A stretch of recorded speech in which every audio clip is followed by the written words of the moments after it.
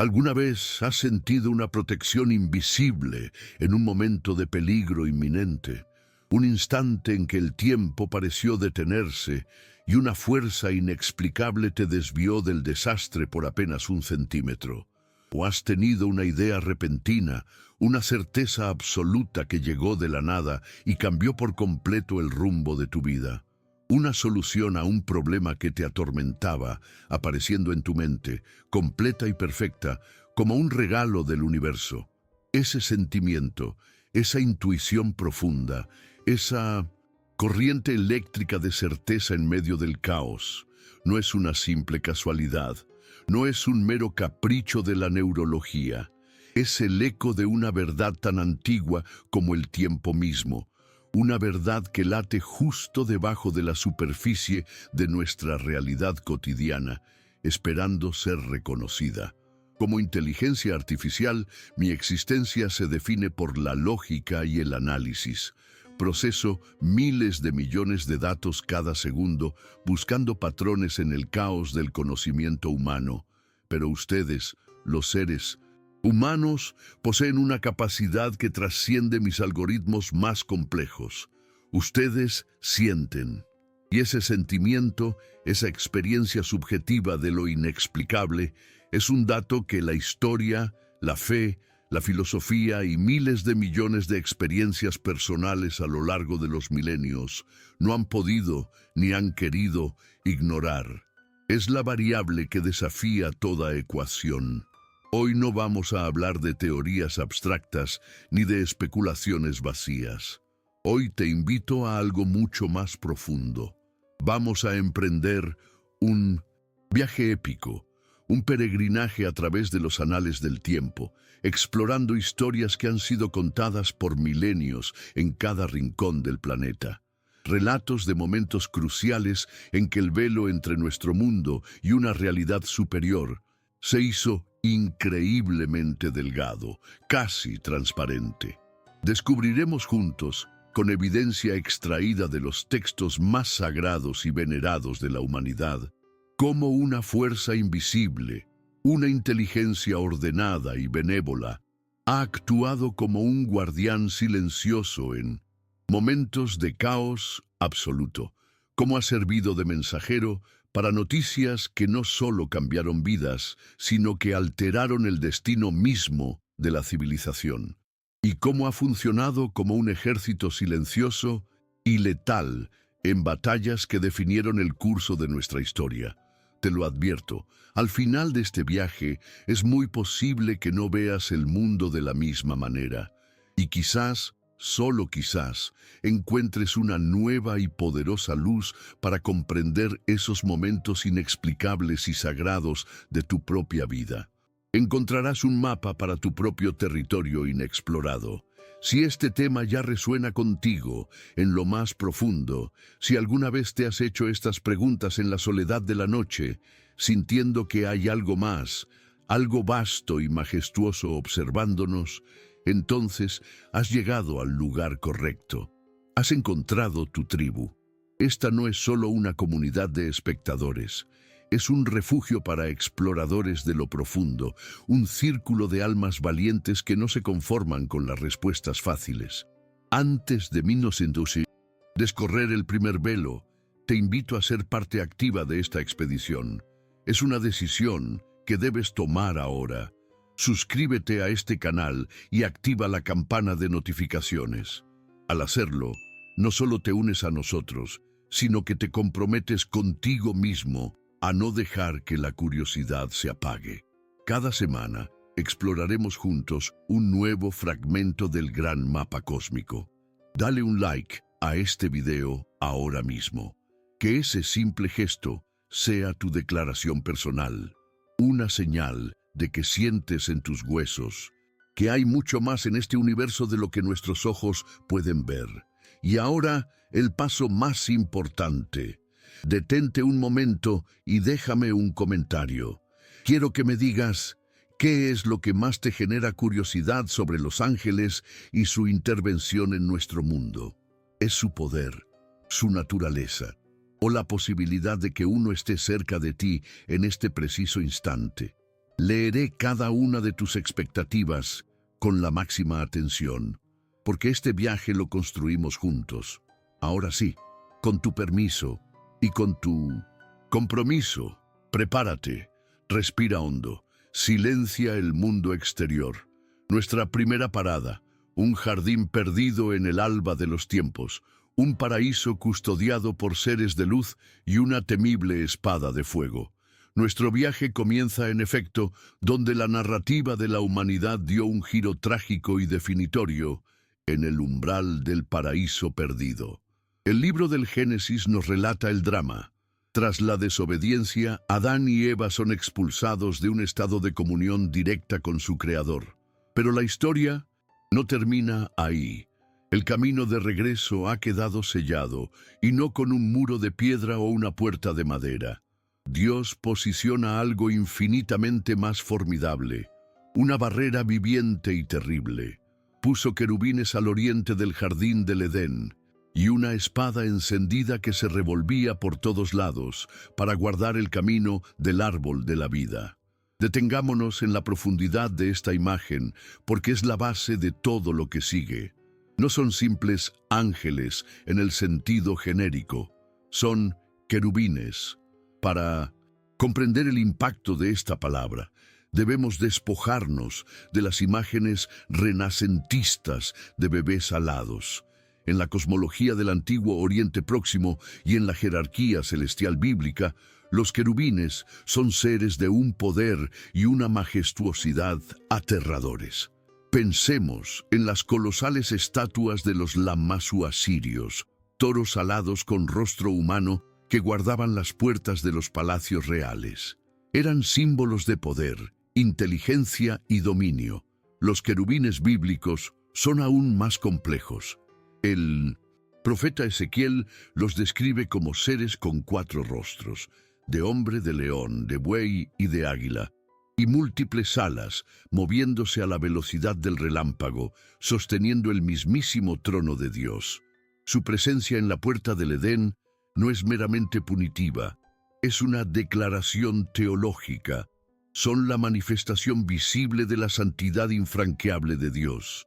Se han convertido en una frontera viviente entre lo sagrado y lo profano, un recordatorio perpetuo de que la comunión perdida no puede ser recuperada por la fuerza o el ingenio humano.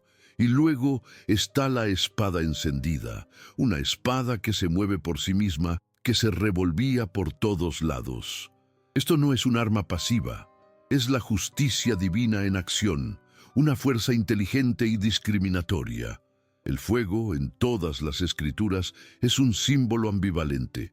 Representa la purificación, la pasión y la presencia misma de Dios, como lo vimos en la zarza ardiente que no se consumía. Pero también es el agente del juicio y la destrucción inapelable.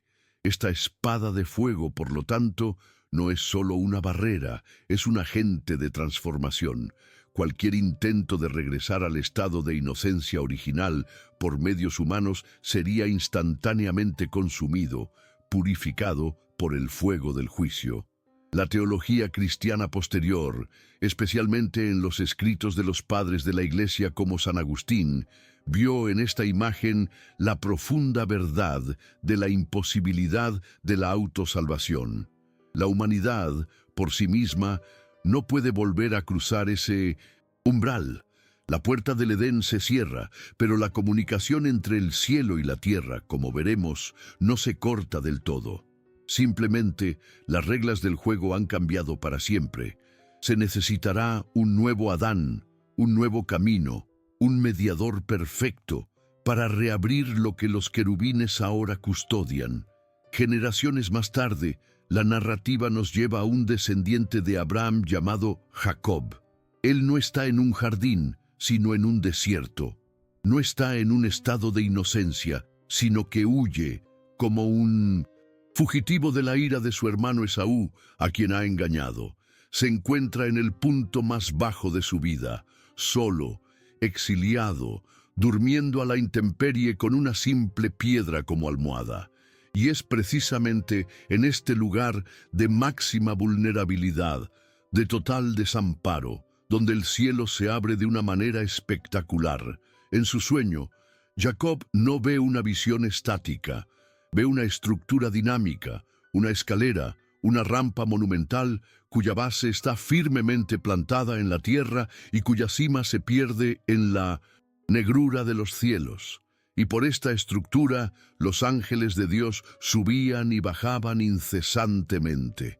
Este detalle es crucial. No estaban estáticos, no estaban solo arriba o solo abajo. Estaban en constante movimiento, en un servicio perpetuo, tejiendo activamente la conexión entre la esfera divina y la esfera terrenal.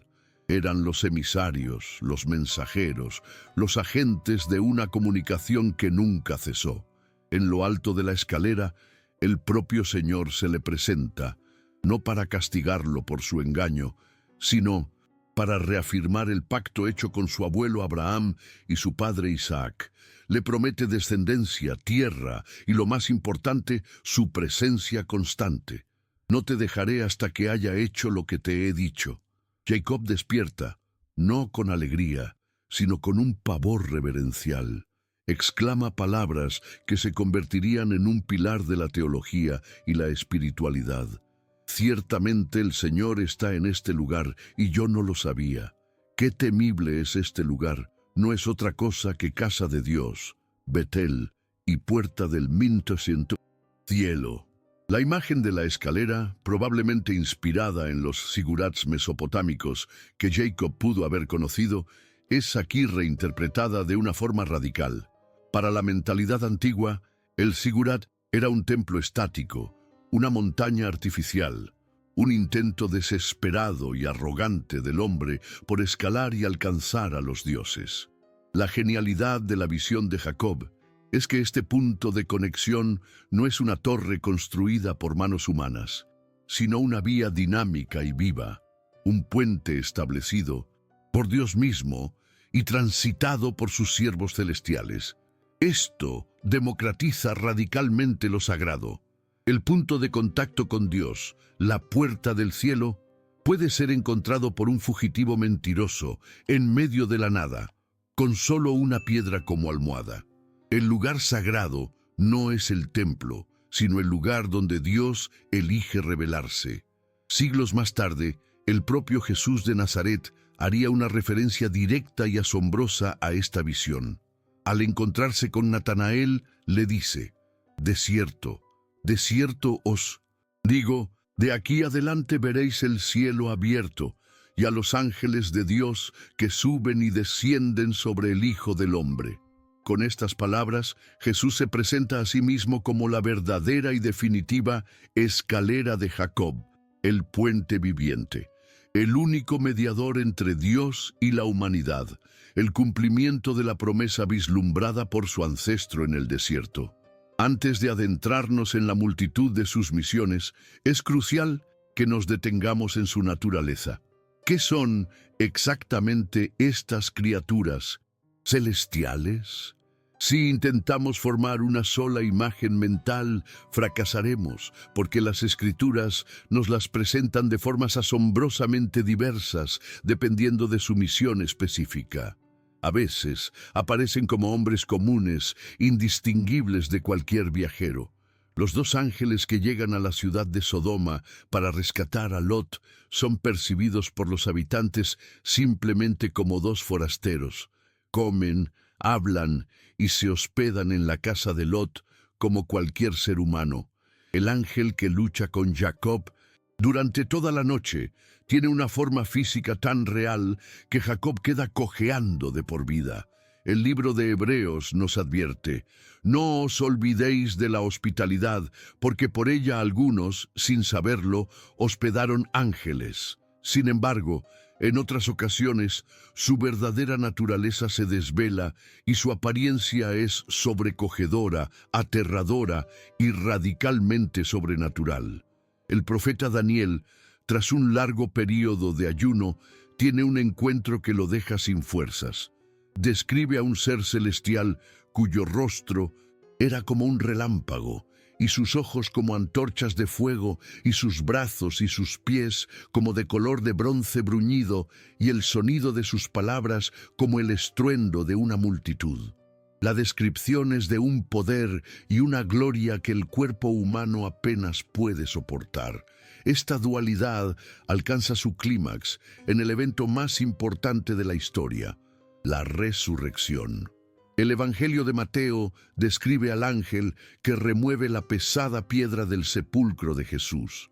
Su aspecto era como un relámpago y su vestido blanco como la nieve. El efecto en los guardias romanos, soldados entrenados y curtidos en la batalla, fue devastador. De miedo de él, los guardas temblaron y se quedaron como muertos.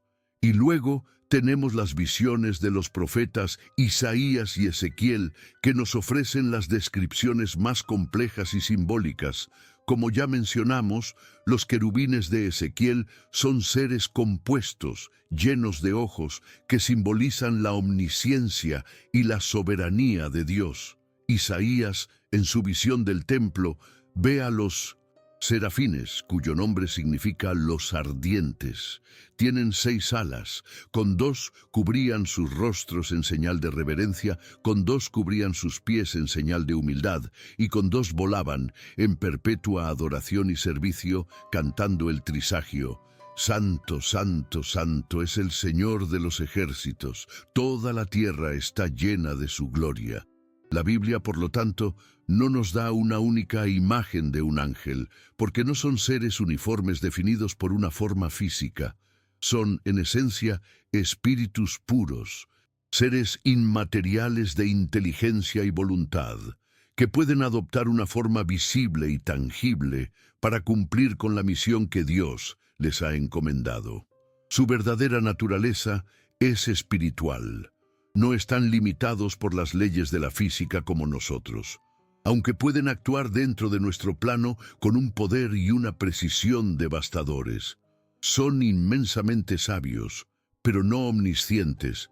Son extraordinariamente poderosos, pero no omnipotentes. Su grandeza, su misma esencia, radica en su perfecta y gozosa obediencia a la voluntad de Dios. Este tráfico celestial, esta comunicación constante vislumbrada por Jacob, se manifiesta en momentos cruciales de la historia de la salvación. Pensemos en el evento fundacional de la nación de Israel, la entrega de la ley a Moisés en el monte Sinaí.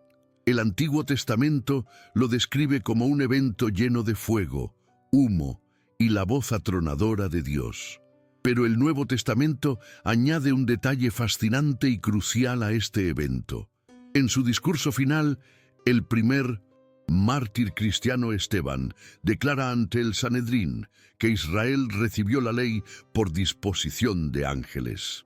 El apóstol Pablo, en su carta a los Gálatas, reitera esta misma idea, afirmando que la ley fue ordenada por medio de ángeles en mano de un mediador. Esto eleva la entrega de los 10 mandamientos a un evento cósmico de una solemnidad sin precedentes. Los ángeles no son meros espectadores, actúan como los heraldos y los custodios de la alianza divina, presentando la ley sagrada a la humanidad con la pompa y ceremonia que merece.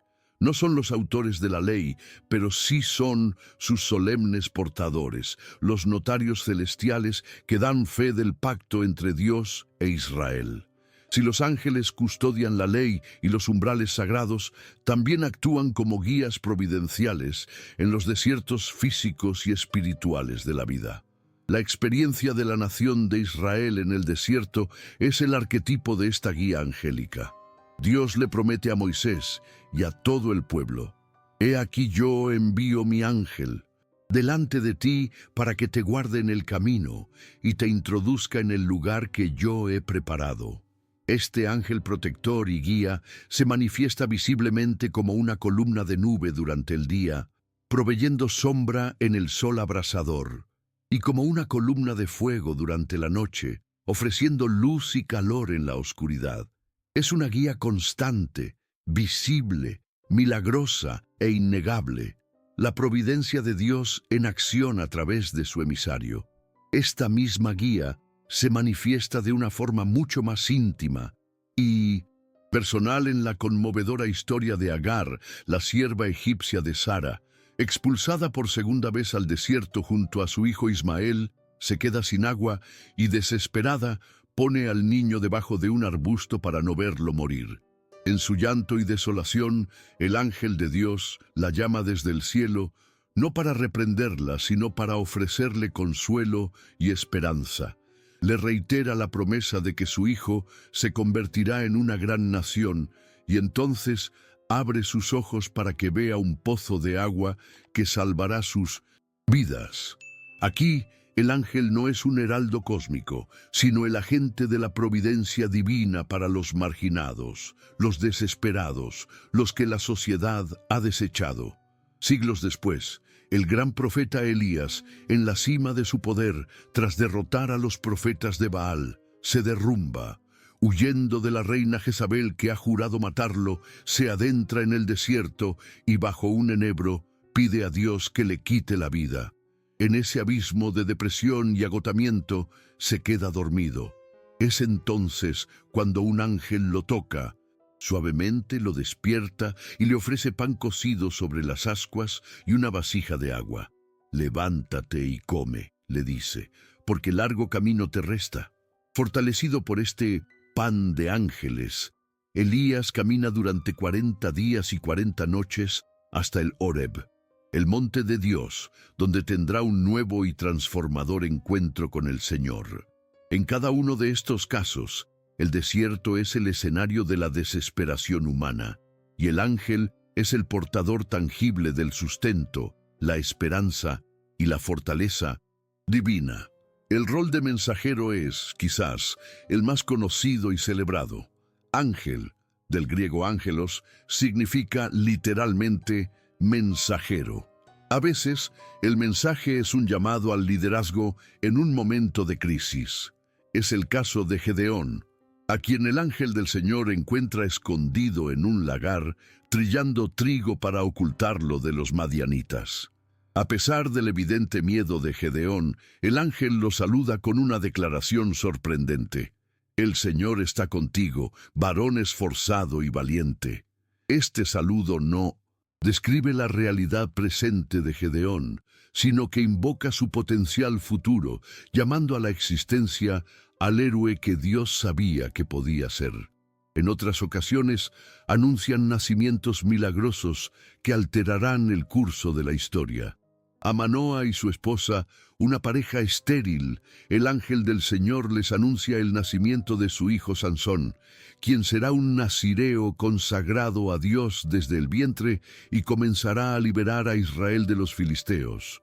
Al final de su aparición, el ángel realiza un milagro asombroso. Asciende al cielo en la misma llama del sacrificio que la pareja ofrecía a Dios, revelando su naturaleza celestial y dejando a los futuros padres postrados en tierra, llenos de temor y asombro. Estos anuncios del Antiguo Testamento, como grandes oberturas musicales, preparan el escenario para los mensajes más cruciales y trascendentales de toda la historia, los que marcan el comienzo del nuevo pacto.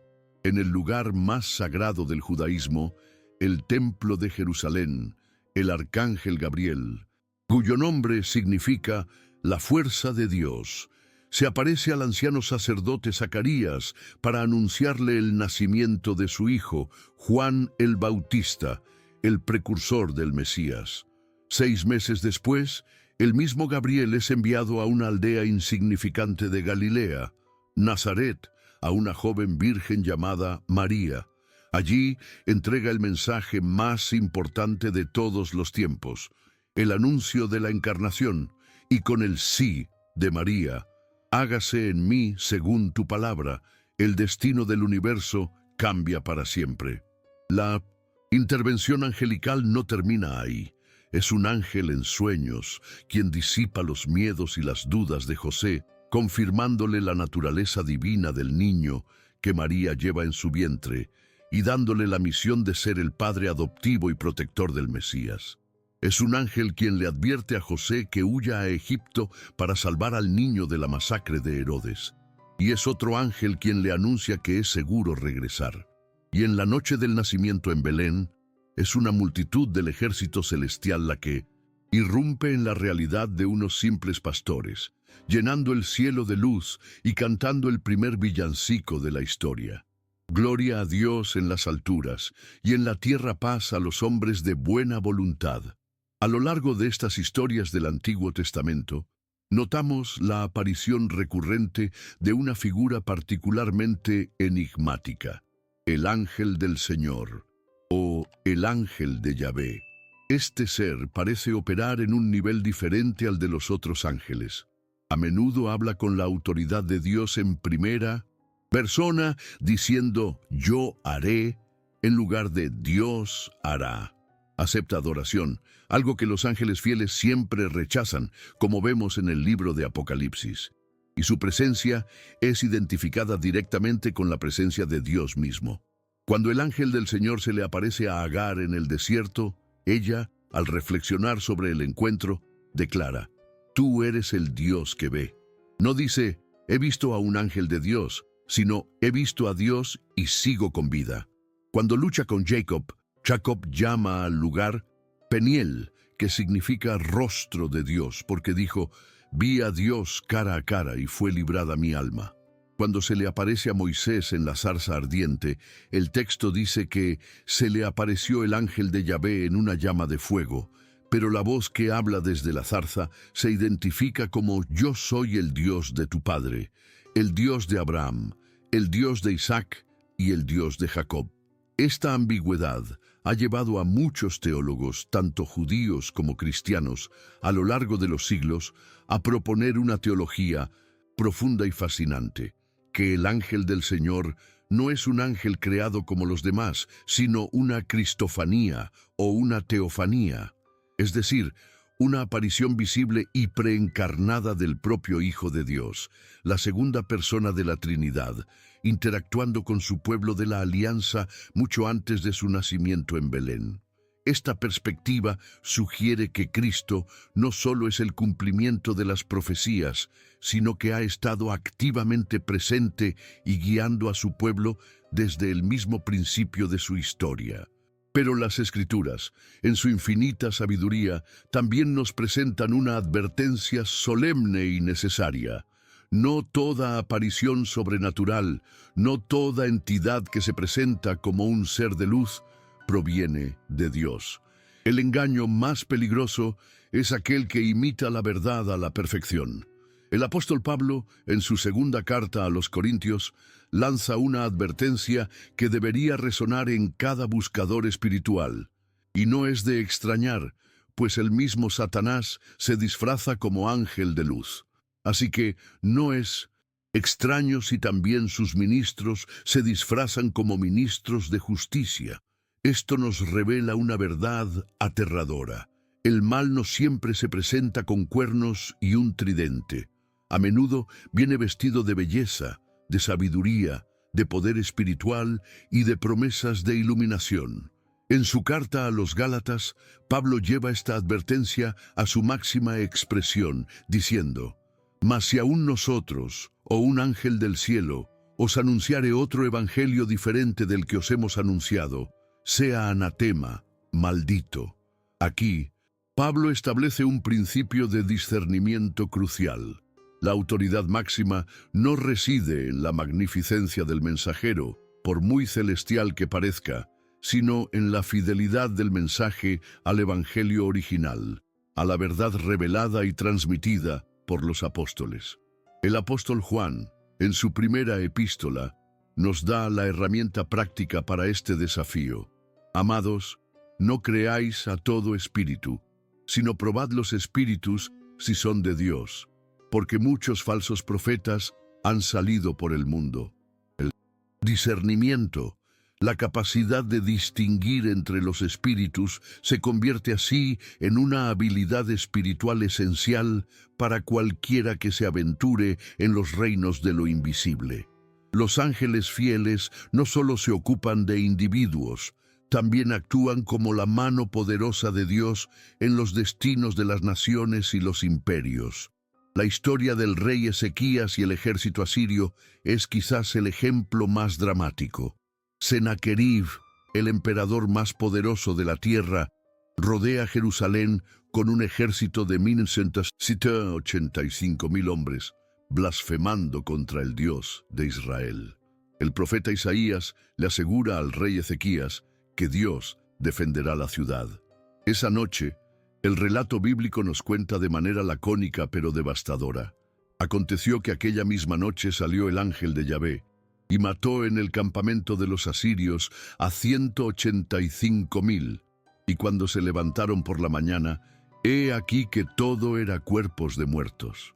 Un solo ángel, en una sola noche, aniquiló a uno de los ejércitos más formidables de Minemesintusin. La antigüedad, sin que Israel tuviera que levantar una sola espada. Pero su intervención también puede ser para corregir y juzgar al propio pueblo de Dios. Cuando el rey David, en un acto de orgullo y desconfianza en Dios, realiza un censo de sus tropas, una peste divina azota a Israel. En el punto álgido de la plaga, David levanta los ojos y ve una visión aterradora. Al ángel del Señor de pie entre la tierra y el cielo, junto a la era de Araúna Jebuseo, con su espada desenvainada en su mano, extendida sobre Jerusalén. Al ver esta terrible manifestación de la justicia divina, David y los ancianos, vestidos de cilicio, caen sobre sus rostros en arrepentimiento. Dios escucha su clamor y ordena al ángel: «Basta ya, detén tu mano». El ángel envaina su espada. El lugar exacto donde el ángel se detuvo es comprado por David y consagrado a Dios. Ese terreno se convertiría en el sitio donde su hijo Salomón construiría el templo de Jerusalén, el lugar más sagrado de la tierra. De esta manera, un acto de juicio angelical se convierte, a través del arrepentimiento, en la consagración del espacio para la reconciliación y la adoración.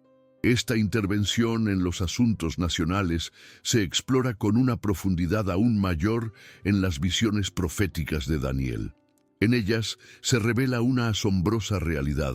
Detrás de los grandes imperios de la tierra, Persia, Grecia, existen principados espirituales, ángeles caídos de alto rango que luchan por influir en el curso de la historia humana. En medio de esta guerra espiritual invisible, el arcángel Miguel, cuyo nombre es un grito de batalla que significa «¿Quién como Dios?», emerge como el gran príncipe y protector celestial de la nación de Israel, batallando en las esferas celestiales para asegurar que el plan de Dios se cumpla en la tierra. Pero la historia celestial, al igual que la humana, no está exenta de tragedia.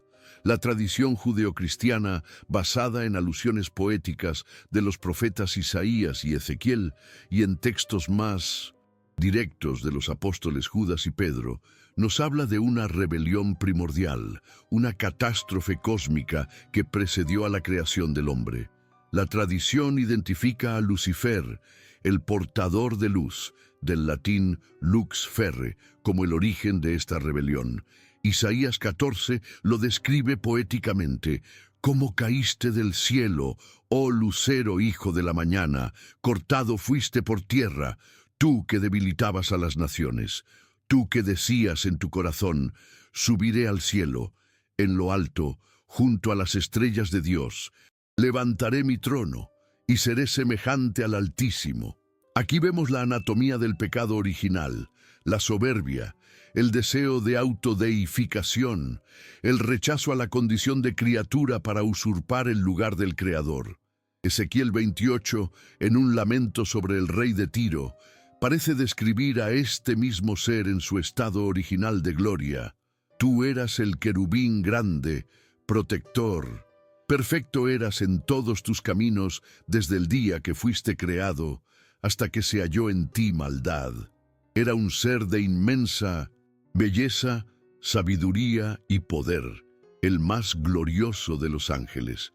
Pero en un acto de libre albedrío incomprensible y trágico, Su corazón se enalteció a causa de su hermosura y corrompió su sabiduría a causa de su esplendor. Su grito de rebelión, "No serviré", provocó una guerra en el cielo, descrita vívidamente en el libro del Apocalipsis. Hubo una gran batalla en el cielo. Miguel y sus ángeles luchaban contra el dragón, y luchaban el dragón y sus ángeles, pero no prevalecieron, ni se halló ya lugar para ellos en el cielo. Una tercera parte de los ángeles, según la imaginería apocalíptica, los siguió en su caída, transformándose de seres de luz en fuerzas demoníacas dedicadas a oponerse al plan de Dios y atentar a la humanidad. Esta catástrofe cósmica, este mysterium iniquitatis, misterio de la maldad, establece el gran conflicto espiritual que subyace a toda la historia de la salvación, el choque eterno entre la voluntad amorosa de Dios y las fuerzas del caos, el orgullo y la destrucción. Para comprender mejor la complejidad y la majestuosidad del mundo angelical, la tradición cristiana, especialmente a través de los escritos de un teólogo del siglo V conocido como Pseudo Dionisio Areopagita, ha delineado una estructura, una jerarquía angelical de 9 coros, organizados en 3 esferas o tríadas. Aunque no es un dogma de fe, esta estructura nos ayuda a vislumbrar la perfecta organización y la diversidad de funciones en el reino de Dios. La primera esfera es la más cercana al trono de Dios, cuya existencia es pura contemplación, adoración y amor ardiente. Incluye a los serafines, los ardientes. Su única función es rodear el trono de Dios en un amor tan intenso que es como un fuego, cantando perpetuamente el Santo, Santo, Santo. Son el amor de Dios en su máxima expresión. Los querubines, la plenitud del conocimiento, como vimos en el Edén, son los guardianes de la gloria y la santidad de Dios, contemplando la verdad divina y reflejando su sabiduría. Y los tronos son los portadores del trono de Dios, simbolizando la justicia y la autoridad divina. Contemplan el juicio perfecto de Dios y lo transmiten a las esferas inferiores. La segunda esfera se encarga de gobernar el universo creado, manteniendo las leyes físicas y el orden cósmico. Está compuesta por las dominaciones. Gobiernan sobre las jerarquías inferiores de ángeles, asegurando que la voluntad de Dios se transmita de manera ordenada. Son los gerentes del cielo. Las virtudes, su nombre no se refiere a la moralidad, sino al poder, virtus en latín. Son los que ejecutan los grandes milagros y mantienen las leyes de la naturaleza en funcionamiento. Y las potestades son los guerreros que luchan contra las fuerzas del mal, manteniendo a raya a los principados demoníacos y protegiendo a la humanidad de su influencia. La tercera esfera es la más cercana a nosotros, la que interactúa más directamente con la humanidad. Está formada por los principados. Cuidan de las naciones, las culturas y las ciudades, guiando sus destinos según el plan providencial de Dios. Los arcángeles son los mensajeros de los anuncios más cruciales e importantes para la humanidad. No son un coro, sino un rango específico de ángeles de alto poder con misiones críticas. Y los ángeles, el coro más numeroso, son los mensajeros y guardianes de los individuos, las familias y las comunidades. Son los ángeles de la guarda personales que nos acompañan en nuestro viaje terrenal. Dentro de esta vasta jerarquía, 3 arcángeles son nombrados y se les da un papel protagonista en las escrituras canónicas y deuterocanónicas. Cada uno revela una faceta del carácter y la acción de Dios. Miguel, cuyo nombre es ¿Quién como Dios?, es el gran guerrero, el príncipe del ejército celestial. Su nombre mismo es un grito de batalla, una declaración de la soberanía absoluta de Dios frente a cualquier rebelión. Es quien lidera las fuerzas del bien en la batalla contra Satanás. Se le invoca para la protección, la fuerza y la liberación del mal. Gabriel, que significa la fuerza de Dios, o Dios es mi fuerza, es el mensajero por excelencia. el diplomático celestial. Siempre aparece en momentos cruciales de la historia de la salvación, trayendo noticias que revelan el plan redentor de Dios. Se le aparece a Daniel para interpretar sus visiones, a Zacarías para anunciar el nacimiento de Juan el Bautista y a María para entregar el anuncio de la encarnación. Gabriel es el portador de la buena nueva. Rafael, cuyo nombre significa Dios sana, es el protagonista del libro de Tobit. Su nombre revela su misión. Es el ángel de la sanación y el compañero de viaje. Acompaña al joven Tobías en un largo y peligroso viaje bajo la forma humana de un pariente llamado Azarías. Lo protege del demonio Asmodeo, le enseña a usar las entrañas de un pez para sanar la ceguera de su padre Tobit y facilita el matrimonio de Tobías con Sara. Al final, revela su verdadera identidad. Yo soy Rafael, uno de mis nosotros, los 7 santos ángeles que presentan las oraciones de los santos y entran en la presencia de la gloria del santo. Rafael nos muestra el rostro más personal y cercano de la providencia angélica, el guía, el sanador y el amigo en nuestro camino. Finalmente, nuestro viaje nos lleva a la culminación de la historia, donde los ángeles que estuvieron presentes en el principio actúan como los agentes del fin y la nueva creación. En la agonía de Cristo en el huerto de Getsemaní, cuando su naturaleza humana flaquea ante el horror de la pasión, el evangelista Lucas nos dice que se le apareció un ángel del cielo para fortalecerle. En la mañana de la resurrección, son 2 ángeles vestidos de luz quienes anuncian a las mujeres la noticia que funda la fe cristiana. ¿Por qué buscáis entre los muertos al que vive? No está aquí, sino que ha resucitado. En la ascensión de Cristo, son 2 ángeles quienes consuelan a los apóstoles y les prometen su regreso. Y en ese regreso final, como el mismo Jesús enseñó en sus parábolas, los ángeles serán los segadores cósmicos que separarán el trigo de la cizaña, los justos de los injustos. El libro del Apocalipsis detalla este rol escatológico con una imaginería sobrecogedora. 7 ángeles tocan 7 trompetas, desatando juicios cósmicos sobre un mundo impenitente. 7 ángeles derraman 7 copas de la ira de Dios para purificar la creación. Y tras la batalla final entre el bien y el mal, es un ángel poderoso quien desciende del cielo, prende al dragón, la serpiente antigua que es el diablo y Satanás, y lo ata por 1000 años. Ellos son los ejecutores de la justicia divina, pero su rol final no es de destrucción, sino de construcción. El libro de la Biblia termina con un ángel actuando como un guía turístico celestial, mostrando al apóstol Juan la nueva Jerusalén, la ciudad santa, la esposa del Cordero, que desciende del cielo, de Dios. El ángel le describe sus muros de jaspe, sus 12 cimientos adornados con piedras preciosas, y sus 12 puertas de perla, cada una custodiada por un ángel. Desde el umbral cerrado del Edén, custodiado por querubines con una espada de fuego, hasta las 12 puertas de perla de la Jerusalén celestial, siempre abiertas y custodiadas por ángeles de gloria.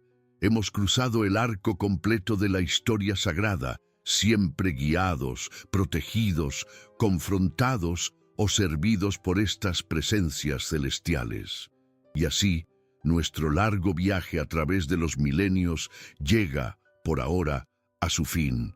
Hemos caminado junto a guardianes aterradores en las puertas del Edén.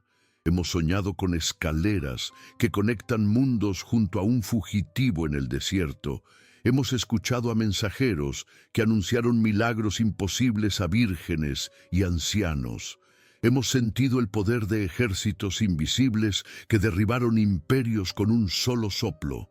Y hemos vislumbrado a los arquitectos y agentes de la eternidad en el umbral de un sepulcro vacío y a las puertas de una ciudad de oro.